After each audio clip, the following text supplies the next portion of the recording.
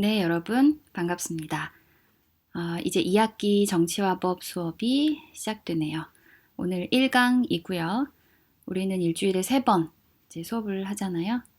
2번은 이렇게 EBS 온라인 클래스에서 여러분과 만나게 되고요. 세 번째 수업은 줌으로 쌍방향 수업을 진행하도록 하겠습니다. 어서 계약해서 여러분과 직접 대면 수업을 하게 되기를 기다립니다. 2학기에는 법에 관한 그런 내용들을 우리가 주로 다루게 된다고 이제 전에 설명한 적이 있었는데요.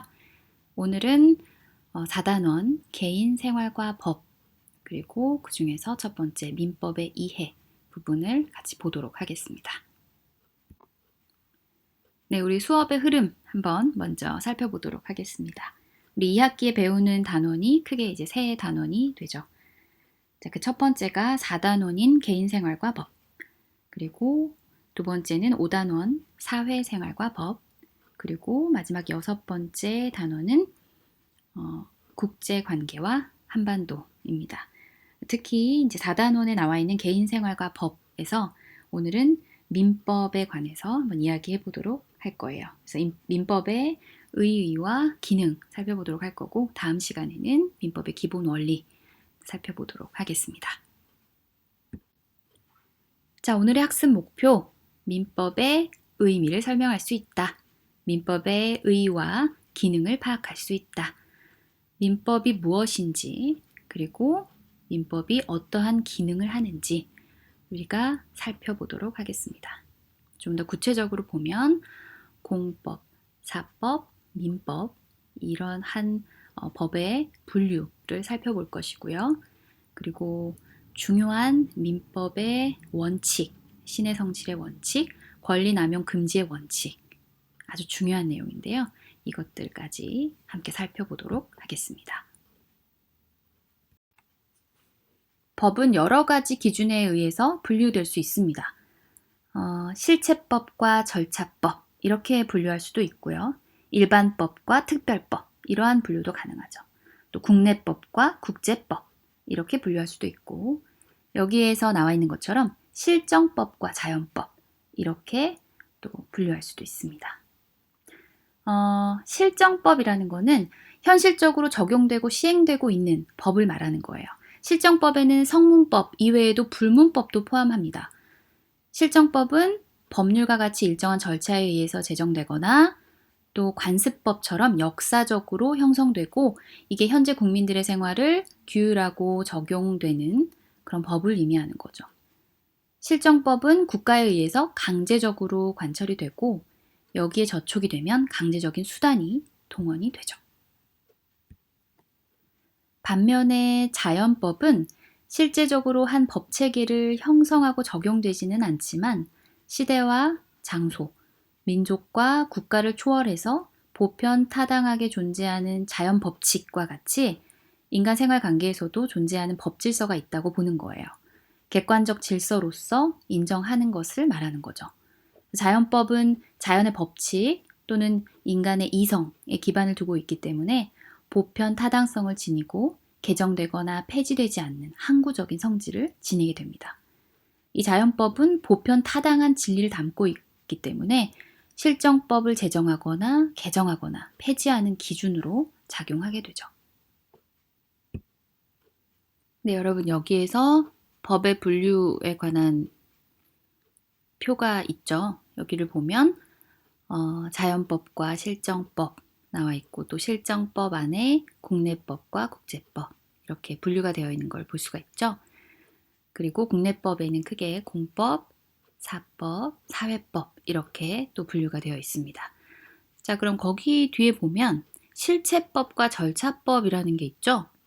실체법과 절차법의 분류는 또 어떻게 되는지 한번 이야기해 볼게요. 실체법과 절차법은 법이 규정하는 내용상의 구별 방법입니다. 실체법은 실체적 내용을 형성하는 것을 담고 있고요. 절차법은 권리 구제 수단 등 일정한 절차에 관해 규정하고 있는 법이에요. 실체법으로는 민법, 형법, 상법 이런 것들이 대표적이죠. 민법은 개인과 개인 간의 권리 의무 관계를 규율하고 형법은 국가 형벌권과 범죄와 그에 따른 형벌을 규정하고 있는 법이에요. 상법은 상인들 간 혹은 일방 당사자가 상인인 경우에 적용되는 법이죠. 절차법은 개인의 권리와 의무를 실현하기 위한 수단과 방법에 대해서 규정하고 있는 법이에요. 주로 소송 절차와 관련이 깊죠. 하지만 소송 절차가 아니더라도 각종 국민 개인의 권리를 보장받을 수 있는 수단도 절차법의 한 영역입니다. 절차법의 대표적인 것이 민사소송법, 형사소송법, 행정소송법 등이죠. 민사소송법은 권리를 가진 개인이 의무를 부과받은 자에 대하여 그 권리를 실행할 수 있는 수단에 대해 규정하고 있어요. 가장 대표적인 방법이 소송 절차겠지만 소송 이외에도 화해제도, 공증의 방법, 조정 등도 규정하고 있습니다. 형사소송법은 범죄의 수사와 재판의 과정을 규정한 법이에요. 범죄 수사의 주체로서 검사와 범죄의 혐의를 받는 피의자와의 절차를 규정하고 있습니다. 형사소송은 검사에 의해서 재판이 제기되고 형사소송법은 여기에 소송 당사자로서의 피고인이 재판 과정에서 주장할 수 있는 여러 권리와 절차에 대해서 규정하고 있어요. 행정소송법은 국가의 행정행위로 인하여 권리를 침해당한 국민이 국가의 행정행위에 대한 구제 방법과 절차를 규정하고 있습니다.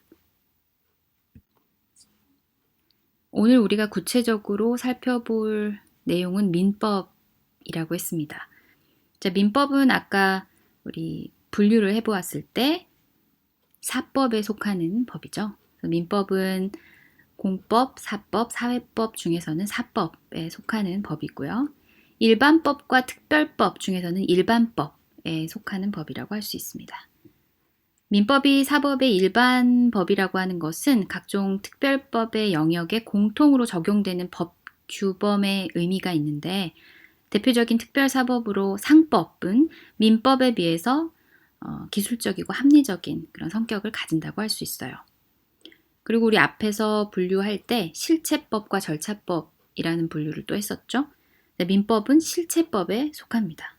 그래서 본질적으로 권리와 의무의 근거와 그 내용 등을 다루고 있는 그런 실체법에 속한다고 할 수 있겠죠. 민법이. 이러한 민법이 규정하고 있는 법의 실체는 민사소송법, 민사집행법, 그리고 가사소송법 등과 같은 절차법을 통해서 확인되거나 또 실현될 수 있습니다.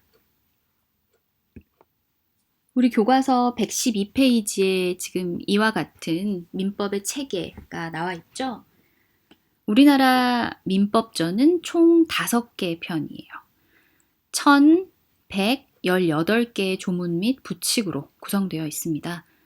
그런데 민법전을 실제로 펼쳐보면 민법은 조문을 단순히 나열하고 있는 게 아니라 총칙, 그다음에 물권, 채권, 친족, 상속 이렇게 5편으로 크게 나누어져 있어요.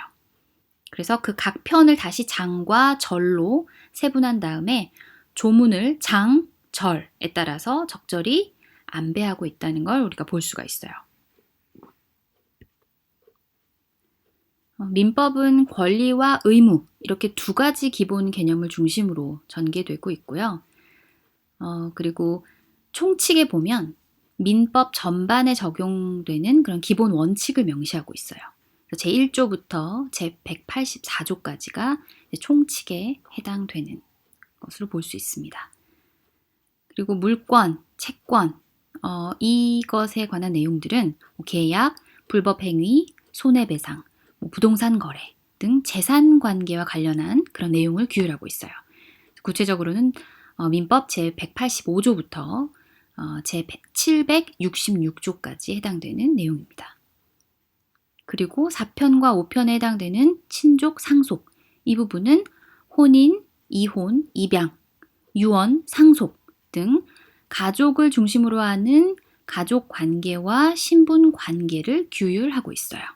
그래서 이 내용은 제767조부터 제1118조까지에 이르는 그런 조문 및 부칙으로 구성되어 있는 거죠.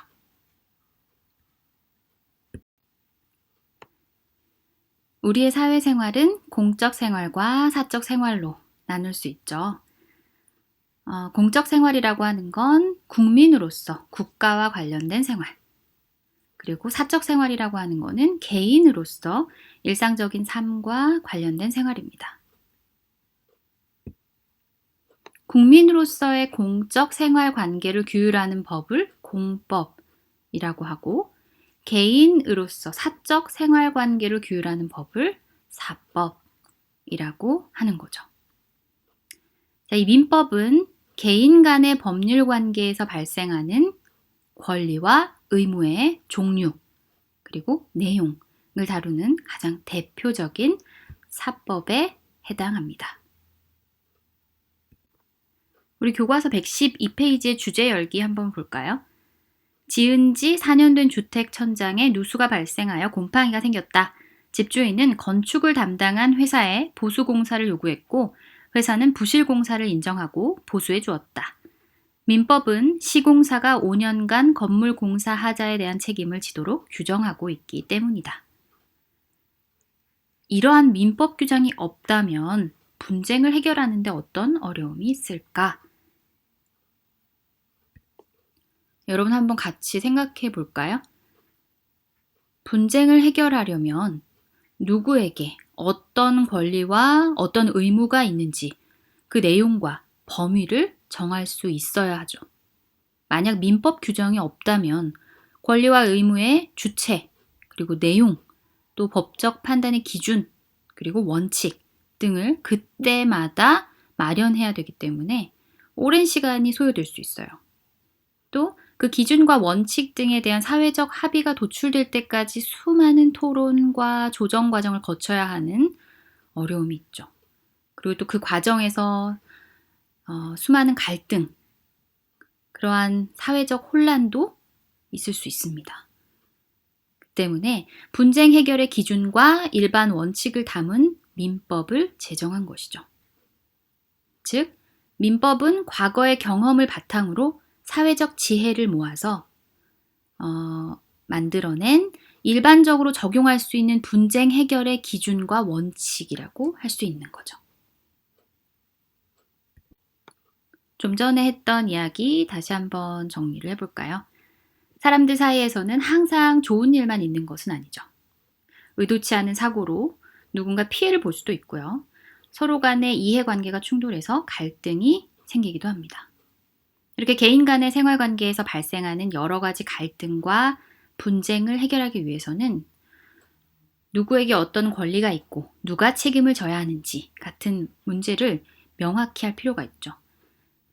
그러니까 사람들 사이에서 발생하는 여러 가지 문제를 해결하려면 이 문제에 적용할 수 있는 보편적인 기준이 필요한 거죠. 그러한 법적 기준과 원칙을 충족하기 위해서 민법이 만들어졌다는 거죠.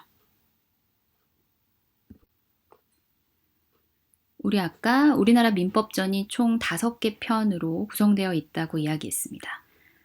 제1편이 총칙이었고 여기에는 민법 전반에 적용되는 기본 원칙이 명시되어 있다고 했고 제2편과 3편이 각각 물권, 채권으로 재산 관계와 관련한 내용을 규율하고 있다고 했어요. 그리고 제4편과 5편은 친족과 상속, 그래서 가족관계와 신분관계를 규율하고 있다고 이야기했습니다. 그래서 우리 교과서 내용을 다시 한번 읽으면서 정리해 볼게요. 자, 민법의 기능. 첫째, 민법은 재산관계를 규율한다. 민법은 소유권, 임차권 등 법적으로 보호받는 재산권의 개념과 대상에 관련된 규정뿐만 아니라 계약, 불법 행위 등으로 발생하는 권리와 의무의 성격과 내용도 규정함으로써 개인의 경제활동과 경제적 권리를 둘러싼 이익과 손해를 합리적으로 조정하는 기능을 한다. 자, 교과서 112페이지, 113페이지에 걸쳐서 나와 있는 내용이죠. 자, 둘째, 민법은 뭐라고 했죠? 가족 관계를 규율한다. 크게 민법은 2가지인 거죠. 재산 관계, 그리고 가족 관계를 규율한다는 거. 자, 가족관계를 규율한다 라는 내용을 좀 구체적으로 보면 민법에는 출생, 혼인, 입양 등 가족과 친족의 형성과 역할에 관한 규정, 그리고 유언과 상속 등 친족 간의 재산 관계에 관한 규정 등이 담겨 있습니다. 이를 통해서 민법은 우리 사회의 가족관계를 안정적으로 지속할 수 있도록 가족과 친족의 문화와 질서를 유지하는 그러한 기능을 한다는 거죠. 세 번째, 민법은 법질서 전체에 적용될 수 있는 일반 원칙을 제시합니다. 민법은 개인의 사회생활에서 일상적으로 겪는 거의 모든 문제를 다루고 있어요. 그래서 민법이 제시하는 일반적 원칙은 법 일반에 두루 통용됩니다. 자, 대표적인 두 가지를 반드시 기억해야 돼요. 자, 첫 번째, 신의 성실의 원칙. 두 번째, 권리남용 금지의 원칙입니다. 법질서 전체에 적용될 수 있는 일반 원칙으로서 대표적으로 몇 가지, 두 가지, 신의 성실의 원칙, 권리남용 금지의 원칙을 반드시 기억해야 한다. 자, 이것과 관련해서 조금 더 자세히 살펴보도록 할게요. 우리 앞에서 민법은 법질서 전체에 적용될 수 있는 일반 원칙을 제시한다고 하였습니다. 개인의 일상생활에서 겪는 모든 문제를 민법이 다루고 있는데, 그래서 민법이 제시하는 일반적 원칙은 법 일반에 두루 통용된다라는 것이죠. 자, 대표적으로 신의 성실의 원칙, 그리고 권리남용 금지의 원칙을 이야기했습니다. 신의 성실의 원칙. 자, 이것은 권리의 행사와 의무의 이행이 신의에 따라 성실히 하여야 한다는 원칙을 말합니다. 신의 칙이라고도 하고요. 민법 제2조 제1항을 보면 확인할 수 있습니다. 신의 성실이라고 하는 것은 사회 공동생활의 일원으로 서로 상대방의 신뢰를 배반하지 않도록 성의를 가지고 행동해야 하는 것을 말하는 거예요. 권리남용 금지의 원칙과 더불어서 민법을 지배하는 대원칙이라고 할 수 있습니다. 권리남용 금지의 원칙은 권리는 남용하지 못한다는 원칙이죠. 이것은 민법 제2조 제2항에 규정하고 있습니다. 자, 권리남용이라는 건 외형상으로는 허용되는 권리의 행사인 것처럼 보이지만 실질적으로는 권리가 가지고 있는 본래의 사회적 목적을 위반해서 정당한 권리 행사로 인정될 수 없는 권리 행사를 말하는 거예요. 우리 교과서 113페이지에 개념을 더하다. 한번 보도록 하겠습니다. 자, 거기 예를 들어서부터 보면 악취가 난다는 이유로 축산 농가의 차량이 다니지 못하도록 자기 소유의 도로를 파헤쳐 두고 이는 소유권을 행사한 것이므로 위법성이 없다 라고 항변하더라도 이 주장은 권리남용 금지의 원칙에 따라 인정되지 않는다는 것입니다. 권리남용 금지의 원칙은 권리행사 자유의 원칙을 수정하는 원칙이죠. 로마 시대 이래로 자기의 권리를 행사하는 사람은 누구도 해하지 않는다 라는 격언이 통용되어 권리 행사는 어떤 제한도 받을 필요가 없는 행동으로 여겨졌었는데, 오늘날에는 권리 행사의 자유와 더불어서 공공성, 사회성이 강조되면서 권리는 남용하지 못한다 라는 규정을 따르게 된 겁니다. 따라서 권리 남용으로 인정되면 권리 행사의 효력이 발생할 수 없다는 겁니다. 그렇다면 권리 행사에 이렇게 한계를 두는 이유 무엇일까요? 자신의 권리 행사는 대개 타인의 의무 이행을 동반하게 되죠. 그렇기 때문에 권리 행사가 강하게 보장될수록 타인의 의무 이행의 부담도 함께 늘어날 수밖에 없습니다. 따라서 합법적 권리라고 하더라도 과도하게 행사할 경우 의무를 이행하는 자에게 너무 지나친 부담으로 작용할 수 있다는 거죠. 또 개인의 권리 간에 서로 충돌하는 때도 있고요. 그래서 한쪽의 권리 행사가 다른 쪽의 권리 행사를 방해하는 경우도 생길 수 있습니다. 그렇기 때문에 권리 간의 충돌이 발생해서 상호 양보를 통해서 두 권리 간의 조화로운 타협이 필요한 거죠. 또 공공의 이익과 조화를 이루어야 해요. 개인의 권리 행사가 불특정 다수의 희생을 바탕으로 보장이 된다면 그러한 권리 행사는 사회적 지지를 얻기가 어려운 거죠. 이러한 이유 때문에 개인의 권리는 무제한으로 행사할 수 없고 일정한 한계가 있는 겁니다. 네, 오늘 우리 2학기 첫 수업 함께 해보았습니다. 오늘 배웠던 내용 한번 떠올려 볼까요? 오늘은 민법의 이해, 그 중에서도 민법의 의의와 기능 한번 살펴봤습니다. 민법의 의미가 무엇인지, 공법과 사법, 이러한 법의 분류, 그리고 법의 체계 함께 살펴봤죠. 헌법이나 형법처럼 국민의 공적 생활관계를 규율하는 그런 공법과 비교했을 때 사법의 특징 살펴봤었고, 민법이 개인으로서의 사적 생활관계를 규율하는 대표적 사법에 해당된다라는 내용 이야기했습니다. 그리고 민법은 개인 간의 법률 관계에서 발생하는 권리와 의무의 종류 및 내용을 다룬다라고 이야기했죠. 민법은 개인 간의 갈등과 분쟁에 적용할 수 있는 법적 기준과 원칙을 제시해 준다라고 말했습니다. 그리고 민법의 기능 이야기했죠.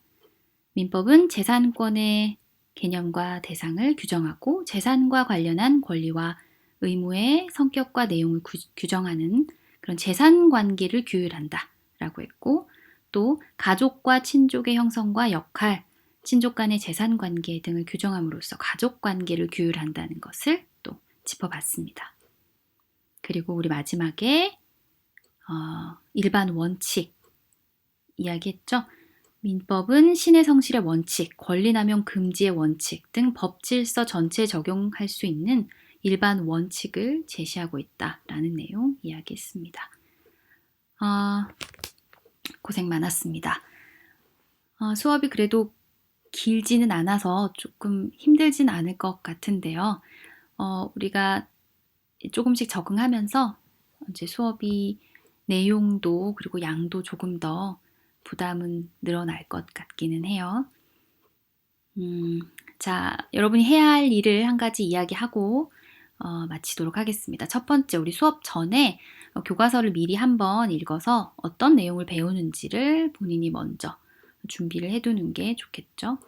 그리고 수업 자료, 선생님이 미리 올려두면 출력해서 적으면서 하는 게 더 도움이 될 거라고 생각해요. 또는 출력이 어렵다면 교과서에다가 직접 옆에다 적으면서 하는 방법도 있겠죠. 다운로드한 수업 자료와 교과서를 둘 다 준비해서 수업을 같이 들으시면 되고, 수업을 듣고 나면 반드시 공책에 여러분 스스로 다시 정리합니다. 선생님이 올려놓은 PPT 내용을 그대로 쓰는 것보다는 여러분이 그냥 들으면서 큰 제목만 써놓고 들으면서, 또는 키워드만 써놓고 들으면서, 또는 기억나는 거 이렇게 스스로 정리하는 거, 그게 도움이 되기 때문에 그렇게 여러분 스스로 정리해 보시고, 우리가 다시 등교하게 되면 그때 이것을 제출하는 것으로 할게요. 선생님 생각에는 타이핑을 하는 것보다는 여러분이 직접 핸드라이팅 하는 게 더 좋은 것 같아요. 이렇게 쓰면서 떠올리면서 그런 게 더 좋은 것 같아요. 근데 나는 이렇게 컴퓨터로 작업하는 게 더 공부가 잘 된다라고 하면 그렇게 정리해서 제출은 해도 되겠습니다. 어쨌든 그때 날짜별로 여러분 수업한 그 횟수만큼의 정리된 내용을 선생님이 모두 다 체크할 거기 때문에, 그래서 일부러 네이버 폼 형식을 쓰지 않기로 했어요. 그래서 2학기에는 여러분이 직접 여러분 노트를, 정치화법 노트를 준비해서 그 노트에다가 프린팅을 하더라도 그걸 다시 거기다 붙이는 방식으로, 그러니까 하나씩 따로 제출할 게 아니고 한꺼번에 낼 거기 때문에 노트를 준비해서 거기다 붙이거나 아니면 거기다 직접 써서 여러분이 정리하도록 하면 될 것 같아요. 일주일에 우리가 3차씩 수업이 있기 때문에 1강, 우리 오늘 1강 했죠? 그러면 1강 수업에 대한 뭐 단원명, 큰 단원, 대단원, 중단원, 단원명 쓰시고 본인이 수업을 들은 그 해당되는 날짜 이렇게 써서 내용 요약해서 제출하면 되겠습니다. 너무나 고생 많았고요.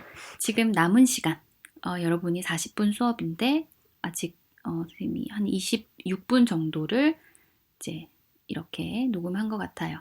남은 시간 동안 이렇게 정리해서 그리고 시간이 모자르다면 어차피 과제이기 때문에 더 시간 투자해서 여러분이 과제를 노트에다가 정리하시고 우리 다시 만나는 그날 확인하도록 하겠습니다. 제출하도록 할게요. 네, 정말 수고 많았고요. 다음 시간에 다시 만나도록 합시다.